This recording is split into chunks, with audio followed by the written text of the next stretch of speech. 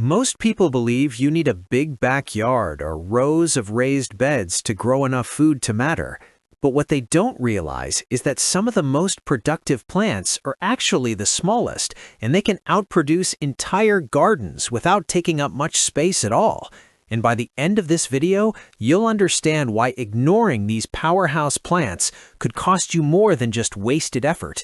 It could mean higher grocery bills, less food security, and missed chances to take control of your own resilience. We're living in a time where the systems we once trusted, grocery stores, supply chains, even the stability of our economy, are showing cracks. Shelves that used to be overflowing now look patchy. Prices that felt manageable just a few years ago have doubled or tripled. And the truth is, it's not just inflation, it's a deeper shift. Systems that once worked are now fragile. A single storm, a shipping delay, or a political decision can ripple through the food supply and leave entire communities scrambling. We've seen it happen already. Eggs disappearing, flour prices spiking, produce suddenly scarce. If you're not prepared, you'll be forced to accept whatever's left at whatever price they demand. And that's not just inconvenient, it's dangerous. Because food insecurity doesn't announce itself politely, it creeps in quietly, until one day you realize you're dependent on a system that no longer has your back. That's why learning which small plants can outproduce large gardens isn't just a hobby, it's a survival skill. It's about reclaiming control, reducing dependence, and making sure your family has abundance even when the world feels uncertain. Number 1. Green onions, scallions. At first glance, this seems like a garnish you sprinkle on soup, but what makes it powerful is its ability to regrow endlessly from scraps. Cut the tops, stick the roots in water or soil, and they'll keep producing.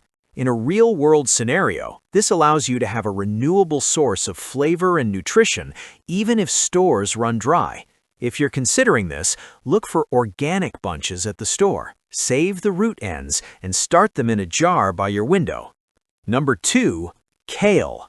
At first glance, kale looks like just another leafy green. But what makes it powerful is its resilience. It thrives in poor soil, withstands cold, and keeps producing leaves for months. In a collapse scenario, this allows you to harvest nutrient-dense greens continuously without replanting. If you're considering this, look for dwarf or curly varieties that fit well in containers and harvest outer leaves regularly to keep the plant alive. Number 3. Cherry tomatoes. At first glance, these seem like snack-sized novelties, but what makes them powerful is their sheer productivity. One small plant can yield hundreds of fruits in a season.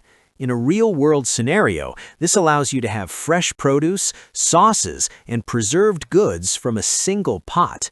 If you're considering this, choose indeterminate varieties, give them a cage for support, and prune lightly to maximize airflow and yield.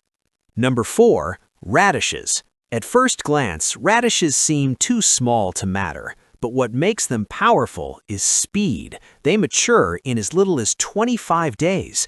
In a collapse scenario, this allows you to quickly replace calories and keep morale high with fast harvests.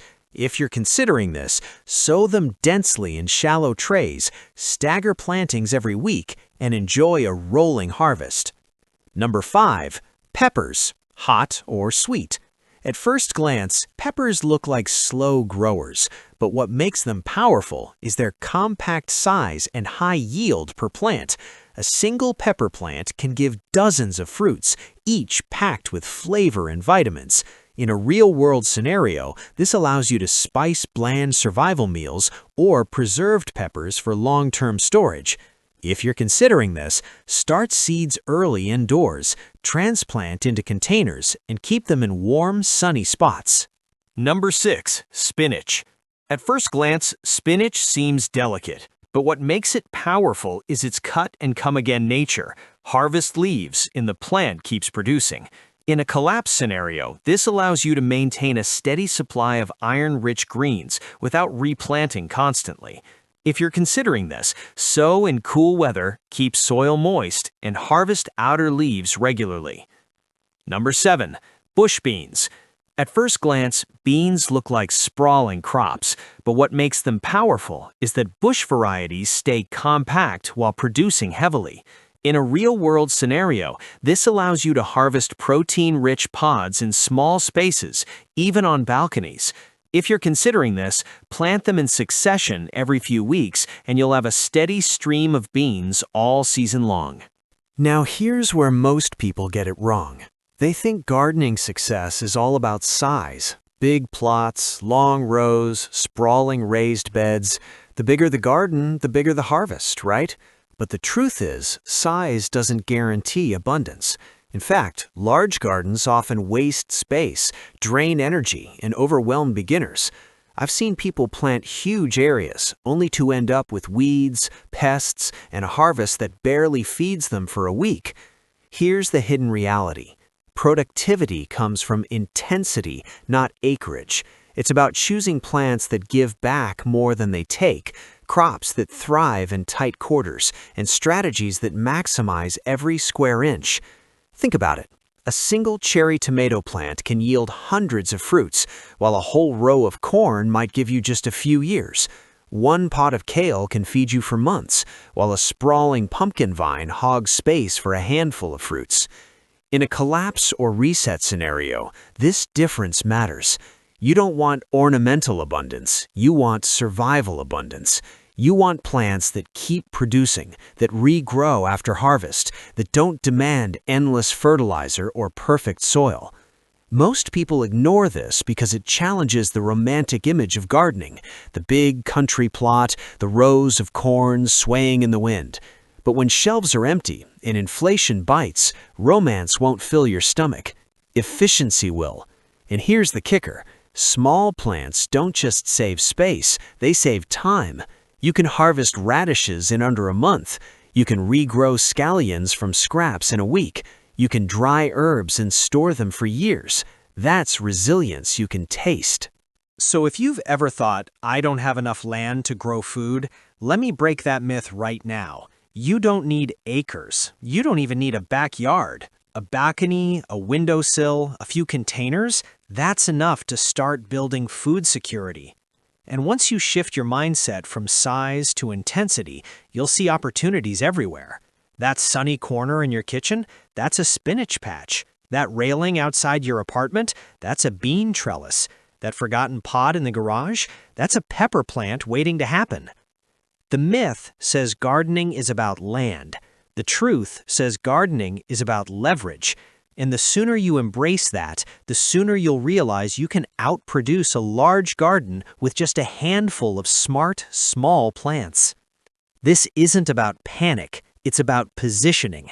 The people who prepare quietly today will have leverage tomorrow. While others scramble, they'll already have food growing, meals secured, and peace of mind.